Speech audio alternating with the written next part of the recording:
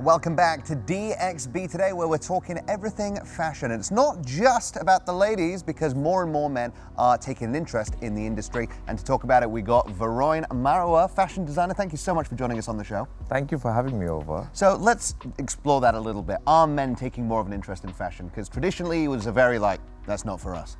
I totally disagree with that. Oh, really? Love to disagree, because I see so much hunger and so much passion, especially in the city that we live in. The city is all about bling, glitz and glam. And I think men like yourself who like to dress up well, they're so waiting for the new collections, and they're hungry to try things. A stylist picked this. Yeah, the stylist has done a good job, and you're carrying it really well. Varoin, first of all, congratulations. It's been a year since you've opened your own store in Jumeirah. Yes. It's definitely one of the most stunning menswear stores I have seen in Dubai. So aesthetically pleasing, and of course your collection is just breathtaking. Now, I want to know a little bit more about the way fashion, especially men's fashion, has evolved. We see that men's fashion has definitely become more fluid. I mean, they're not afraid to step out of their comfort zone or wear pieces that might be conventionally considered masculine. Like you see men even wearing skirts. Like we saw Brad Pitt wearing a skirt last year. There's so much going on at the moment. I think the lines with fashion have become really blurry. Women are trying out different silhouettes too, just as men are also. Over the years, all shapes, sizes have been accepted, embraced and celebrated. I would say athleisure and so many more things came into the mainstream, and that has really blurred out so much. Like, people are wearing oversized. I'm wearing oversized right now, which is such a breathtaking thing, from going from those pattern typical ones which are always body hugging.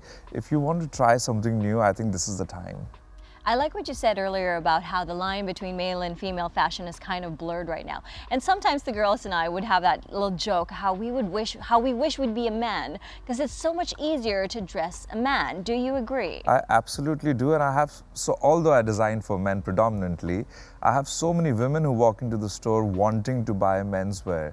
They say, give me a shirt, and I don't particularly design for them, but they try it out and they say, you know what, I'm going to wear it with a bikini top or a skirt, and I'm just going to leave the shirt open and they'll pick it up, or an oversized jacket as well. So they would rather fit in a small, but yeah, it's still oversized, and they really rock it. They look great. Varoin, I have a question for you. I love men's styles, and I'm all about the oversized look also. I love an oversized blazer. The bigger, the better. You know, if two people can fit in it, then I like it. Right. A question for you, what trends do you see coming through for next season, for example, in menswear? So I particularly see oversized staying in the market for another couple of years, for sure.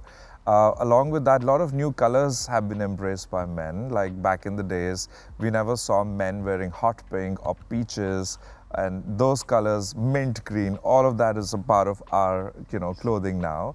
In terms of structures as well, besides athleisure as well has become such a big part of our daily wear, which is not just considered only when you're traveling, but also we're going out, we're wearing it at events as well now. So it's all a part of future.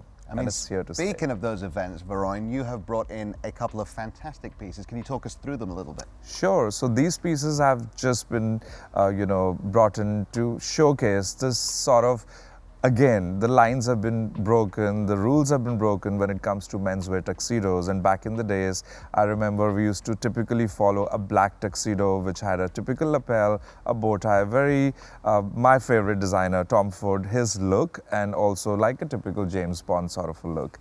But now when you are getting married or you're going on that red carpet for an event or anything, people are looking for something which is breaking the rules, and it gets that attention as well. So talking about these two pieces, I'd like to start with the very first piece, which is in black. If you notice, it's kind of a new take, 2024 take on the typical classic tuxedo. It has right from the top, you can see the fabric, the material that's been used is not a typical one. It has a bit of a pattern.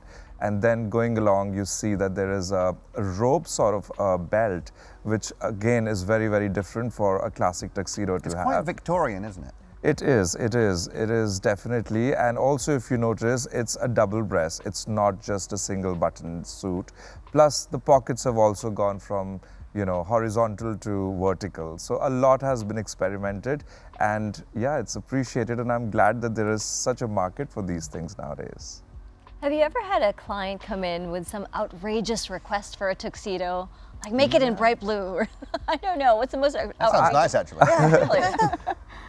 I'll actually make it. I like that. Okay. Yeah, I've had a few people who walked in with, you know, it just amazes me how hungry people are for glamour nowadays. Like, I feel what I do is so glamorous, but somebody would walk in and tell me, and what more? And I'm like, are you serious? You want more than what I have? And they're like, go all out. So I'll talk about the second piece and link to that with your question. Perfect. So the second piece that you see that I brought in has a bit of a bling, which again is a new sort of a thing with tuxedos. Back in the days, we would never do that. The material used here is also not a typical suit material. It is a velvet, and you see there's a lot of hand embroidery done all over, starting from the lapel and all the way on the sleeves and even at the bottom. So that also connects to your question about breaking that rule. So we brought in embroidery, we brought in actual stones and everything, and this also to some seems a bit less. So I've had requests, can you add more? Wow. And I have added more, and they are wearing it with pride. That's actually amazing. I would love to see those outrageous outfits, actually. Please do. If you can bring them in next I time, have done would love one to in see hot it. pink Oh. with Swarovskis all over. I'd wear that. Yeah, I'd wear that. 100%.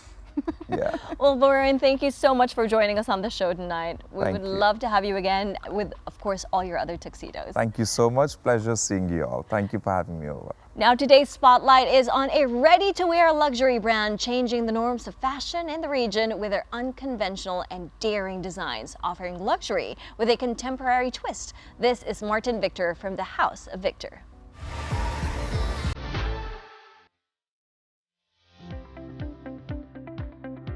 Hi, my name is Martin Victor Al-Masri. I'm the co-founder of the House of Victor, the Victor magazine, Infinity World Models and Events. It's All in a Day Fashion Week, and the image director of Maison de Vie and VBH Group. The gap that we have here in the fashion industry is mostly for men's styles. I keep saying this, I've been saying it for many years. It is not enough, and I feel it's my universal duty to make sure that this gap is filled. I would say that the greatest milestone was when I co-founded the House of Victor in 2019. It changed my perception for good, and then I felt it's not enough. I needed to teach myself more discipline, so we co-founded the Victor magazine. When you're working in publication, timeline is everything, and I guess this is also what I needed to learn.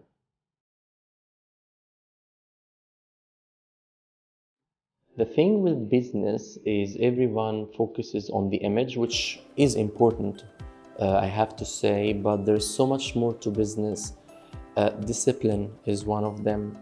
Respecting timelines, co-workers, the right team. I always say take the right partner and the right team. I made many mistakes, taking wrong decisions, wrong partners, jumping too quickly, broadcasting everything before it materializes, and all of this always attracts the wrong energy, starting with business, then yourself.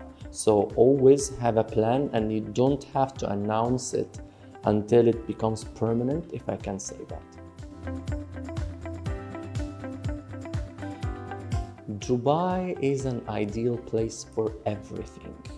This is where we grow, and I said this wherever I travel and I do fashion shows, in any interview, in any language, I will say, Dubai has made Martin Victor Al-Masri. Dubai has made the House of Victor. I'm made here, and if I can do that, anybody will. Just focus. When you come here, you need to filter who to be with, where to go, in order for you to have the right mindset to be as productive as I am today in Dubai.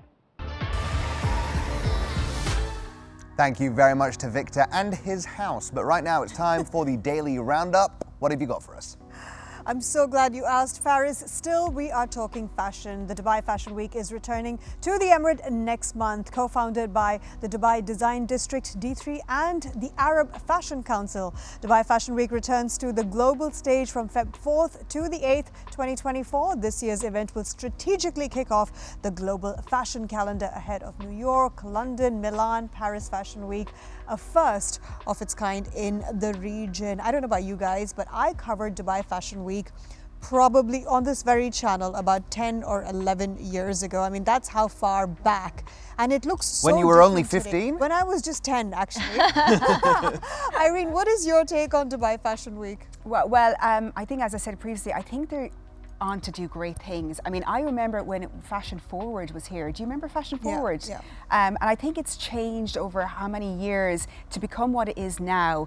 And apparently for Dubai Fashion Week, apparently I've heard that there's going to be a world-renowned New York fashion designer going to be showcasing. Apparently it's top secret, but apparently no one knows who it is. But that's supposed to be happening for Dubai Fashion Week. And I think they're, as I said, they're trying to set themselves on that global stage. Like they, just recently, they announced the schedule for Dubai Fashion Week on a billboard in Times Square, New York.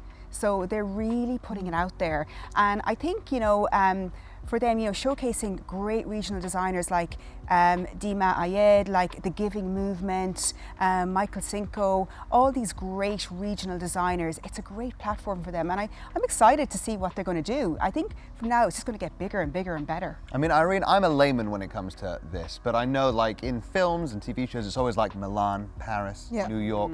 Do you think Dubai is going to be one of those names that are thrown in whenever they talk about the big fashion weeks? I think it wants to. I think it has a long way to go, but it's getting there. And Dubai can, you know, whatever Dubai says it will do, it happens, you know. I mean, build and they will come, and they've come. So I think it really, I can see it getting there. I mean, at the moment, people are really talking about Copenhagen. Copenhagen is the one, it's the cool, it's the TikTok fashion week, you know, that people all talk about. But Dubai has the power to do it, you know. And I think, you know, getting those big designers over, which they will want to be here, you know, there's a great market here. I think it's set to become a big one eventually. I mean, Dubai is known for its fashion scene, right? On a Tuesday afternoon, you could walk into DIFC when you're still during office hours and you'll find people dressed so well, more than the biggest cities of the world. I was just in London in December and we were going out for dinner and we were the most overdressed people over there. We brought Dubai over there. In Dubai, we're quite loud with our fashion. We're not afraid to express ourselves. Yet, I feel like the Dubai Fashion Week has to reflect that same sort of hype that, you know, you have when you see a woman walk down the street. That needs to reflect in the global fashion scene when it comes to Dubai Fashion Week. When do you think that might happen? I think a lot of that has to do with street style, and that's the thing with Dubai. I mean, I know Dubai Fashion Week, it's set in Dubai Design District.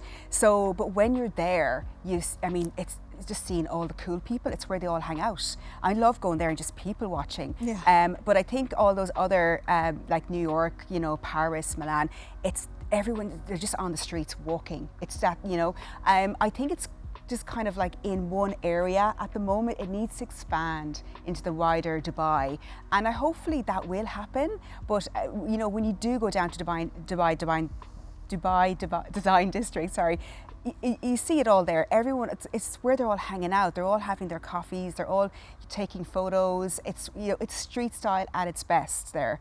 But it hasn't, I suppose, filtered out into the other areas yet when it's happening. But you know, I don't know how we can do that. I'd like to do it. Let's bring it to the other areas. Now, since we have a lot of people who love fashion here in the city, if you love your designer bags, you might want to stick around for this. After this, we get to meet an Hermes authenticator. Plus, we've got a guitarist that's going to be coming up. Stick around.